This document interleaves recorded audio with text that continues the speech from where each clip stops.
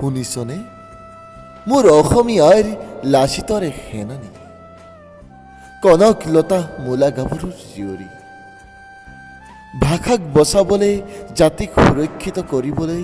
আকৌ এবাৰ যুঁজিবলৈ ওলাই আহ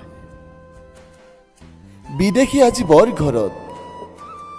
ৰাস্তাই পাৰি দিছে দলিচা নাগপুৰত বহি ৰচিছে ৰাজযন্ত্ৰই অসমীয়াৰ ওপৰত ষড়যন্ত্ৰ মোৰ জাতি মোৰ ভাষা মোৰ সংস্কৃতি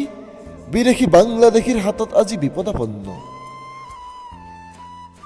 দেখিছনে বাৰু মোৰ অসমীয়াই তোৰ বুকুত ডাঙৰ খোৱা সৌ বদনৰূপী নেতাকেইজন ক্ষমতাৰ তৃপ্তিত মগ্ন আজি সকলো দেখিও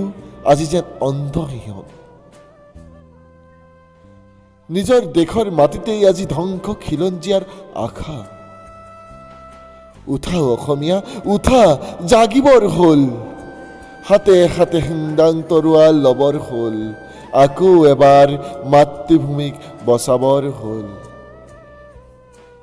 জাতিক বচাবলৈ ছাত্ৰ সমাজ আজি আহিছে ওলাই তুমিও নাথাকিবা ৰৈ